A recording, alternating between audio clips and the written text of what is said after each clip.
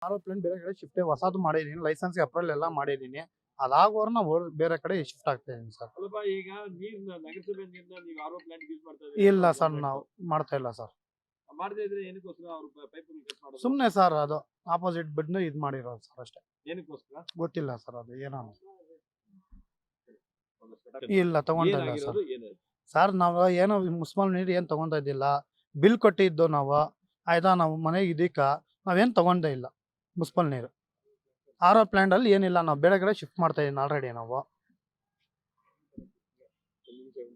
ಸಮಯದ ಅದು ಬೋರ್ನ ಸ್ವಲ್ಪ ಪೀಸ್ ಕಿತ್ತಾಕ್ಬಿಟ್ಟು ಬೋರ್ಗಳೆಲ್ಲ ಸ್ವಲ್ಪ ಹೊಡೆದಾಕಿದ್ರು. ಅದ್ರ ಮೇಲೆ ತನಿಖೆ ಮಾಡಿ ಅವ್ರ ಮೇಲೆ ಇದ್ ಮಾಡ್ರಿ ಅಂತ ನಾವು ದೂರು ಕೊಟ್ಟಿದ್ವಿ. ಆ ದೂರಿನ ಪ್ರಕಾರವಾಗಿ ಕಂಪ್ಲೇಂಟ್ ಮಾಡಿದ್ರು. ಮತ್ತೆ ಏನ್ ಮಾಡಿದ್ರು, ಆರ್.ಒ ಪ್ಲಾಂಟ್ ಅಕ್ರಮ ನಡೆಸ್ತಾರೆ ಅಂತ ಹೇಳ್ಬಿಟ್ಟು ಇದ್ ಮಾಡಿದ್ರು. ಅದಕ್ಕೆ ಒಂದು ತಿಂಗಳ ಹಿಂದ್ಗಡೆನೆ ಯಾವುದೇ ನೀರು ಓದಿರಂಗೆ ಎಲ್ರಿಗೂ ಓದಿರಂಗೆ ನಗರಸಭೆ ಅಧಿಕಾರಿಗಳೇ ಬಂದು ಗಟ್ಟ ಹೊಡೆದು ಅಲ್ಲಿ ಕಟ್ ಮಾಡಿದ್ದಾರೆ. ಅದು ಕಟ್ ಮಾಡೋ ಪ್ರೊವಿಷನ್ ಇಲ್ಲ. 3,260 ರೂಪಾಯಿ ಬಿಲ್ ಕಟ್ಸ್ಕೊಂಡು ನಗರಸಭೆಯಲ್ಲಿ ಮನೆಗೆ ನೀರು, ಕುಡಿಯೋ ನೀರಿಗೆ ಮನೆ ಕಟ್ ಮಾಡಕ್ಕೆ ಅವಕಾಶ ಇದೆಯಾ? ಅವಕಾಶ ಇಲ್ಲ. ಆ ಥರದಲ್ಲಿ ಅವ್ರು ಮಾಡಿರೋಂಥ ಇನ್ನು ಒಂದು ನೋಟಿಸ್ ಕೊಡ್ದಿರಾ, ಯಾರಿಗೂ ತಿಳುವಳಿಕೆ ನೋಟಿಸೇ ಕೊಡ್ದಿರಾ ಕೇಸ್ ಹೆಂಗೆ ಮಾಡ್ತಾರೆ ಅವರು? ಸುಳ್ಳು ದಾಖಲೆಗೆ ಯಾಕೆ ಸೃಷ್ಟಿ ಕೊಡ್ತಾರೆ? ಅವ್ರಿಗೆಲ್ಲ ಕಂಪ್ಲೇಂಟ್ ಕೊಟ್ಟರೆ ಅವ್ರಿಗೆಲ್ಲ ಒಂದು ನೋಟಿಸ್ ಕೊಡಬೇಕಾಗಿತ್ತು. ನೋಟಿಸ್ ಕೊಟ್ಟು ಅವರಿಂದ ಒಂದು ನಿಂಬರ್ಹನೋ ಇಲ್ಲಾಂದ್ರೆ ಯಾವ್ದಾದ್ರು ಒಂದು ಅವ್ರು ತಪ್ಪು ಮಾಡಿದಾರೆ ಇಲ್ಲ ಒಂದು ಹೇಳಿಕೆನ ತಗೊಂಡು ಅವ್ರ ಮೇಲೆ ಕೇಸ್ ಮಾಡಬೇಕಾಗಿತ್ತು. ಏನೇ ಇಲ್ದಿರ ನಾವು ನೋಟಿಸ್ ಕೊಟ್ಟಿದ್ದೀವಿ, ನಾವು ನಿಮ್ಮ ನೋಟಿಸ್ ಮಾಡಿಬಿಟ್ಟಿದ್ದೀವಿ ಅಂತೇಳಿ FIR ಮಾಡಿಬಿಟ್ರೆ ಆ ಜನಸಾಮಾನ್ಯ ತೊಂದರೆ ಆಗ್ತದೆ ಸರ್. ನಗರಸಭೆಯಲ್ಲಿ ಸುಮಾರು ಆರ್.ಒ ಪ್ಲಾಂಟ್ ಆದಾಗಿಂದ ಯಾರೂ ಒಬ್ಬೊಬ್ರು ₹1 ಕಟ್ಟಿಲ್ಲ. ಒಂದು ಗುತ್ತಿಗೆದಾರನ ಹಾಕಿಲ್ಲ. ಸುಮಾರು ಬಾರ ಅನೇಕ ಬಾರ ಕೆಲವು ಸದಸ್ಯರೆಲ್ಲ ಆರೋಪ ಮಾಡಿದ್ರು ಸಭೆಗಳಲ್ಲಿ. ಮಾಡಿದ್ರು ಕೂಡ ಇದುವರೆಗೂ ಅದು ಯಾವುದೇ ಕಾರ್ಯರೂಪ ಬಂದಿಲ್ಲ. ಯಾಕೆ ಬಂದಿಲ್ಲ ಅನ್ನೋದು ಪೌರಾಯುಕ್ತರಿಗೆ, ಆ ಒಳಸಂಚು ಮಾಡಿರುವಂಥ ನೀರಿನ ಅಧಿಕಾರಿಗಳಿಗೆ ಅವ್ರಿಗೆ ಗೊತ್ತಿರ್ತದೆ. ಇದರಲ್ಲಿ ಜನಸಾಮಾನ್ಯರಿಗೆ ತೊಂದರೆ.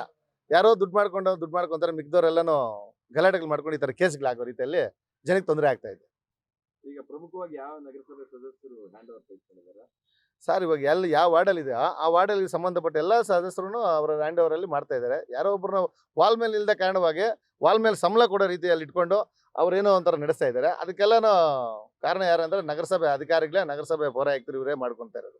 ಈಗ ನಗರದಲ್ಲಿ ಕುಡಿಯುವ ನೀರಿನ ಸಮಸ್ಯೆ ಬಹಳ ಇದೆಯಲ್ಲ, ಇದಕ್ಕೆ ಯಾಕೆ ಬೋರ್ವೆಲ್ಗಳನ್ನ ಸರಿ ಮಾಡಕ್ಕೂ ಆಗ್ತಾ ಇಲ್ಲ, ಬೋರ್ವೆಲ್ಗಳು ಸರಿಯಾಗಿ ಸಪ್ಲೈನೂ ಕೊಡ್ತಾ ಇಲ್ಲ?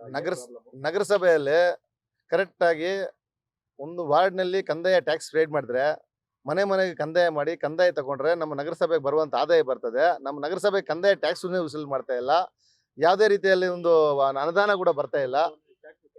ಬರ್ತಾನೆ ಇಲ್ಲ. ಆ ಬರ್ದಿರೋ ಕಾರಣವಾಗಿ ಸ್ವಂತ ದುಡ್ಡುಗಳು ಹಾಕೊಂಡು ಸದಸ್ಯರೇ ಸ್ವಂತ ದುಡ್ಡುಗಳು ಹಾಕೊಂಡು ಮಾಡ್ತಾ ಇದ್ದಾರೆ. ಅದರಿಂದ ಕುಂಠಿತ ಆಗ್ಬಿಟ್ಟಿದೆ ನಮ್ದು ನಗರಸಭೆ. ಇದು ಈಗ ಏನಾಗ್ಬಿಟ್ಟಿದೆ ಅಂದ್ರೆ ಸ್ವಂತ ರೀತಿಯಲ್ಲಿ ಇಟ್ಕೊಂಡು ಸ್ವಂತವಾಗಿ ಯೂಸ್ ಮಾಡ್ತಾ ಇದ್ದಾರೆ. ಅದರಿಂದ ನಗರಸಭೆಗೆ ಆದಾಯ ಬರ್ತಾ ಇಲ್ಲ, ನಗರಸಭೆ ಕುಂಠಿತವಾಗಿದೆ.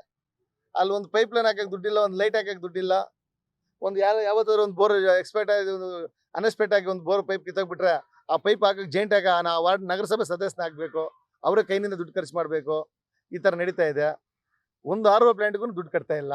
ಬೇಕಾದರೆ ನಗರಸಭೆಯಲ್ಲಿ ನೀವು ಒಂದು ಹೇಳಿಕೆ ತಗೊಳ್ರಿ. ನೀವು ಪೌರಾಯುಕ್ತರಾಗಲಿ, ಅಲ್ಲಿರುವಂಥ ಸಂಬಂಧಪಟ್ಟ ಅಧಿಕಾರಿಗಳಾಗಲಿ ಯಾರೂ ಅದ್ರ ಬಗ್ಗೆ ಗಮನ ಹರಿಸ್ತಾ ಇಲ್ಲ.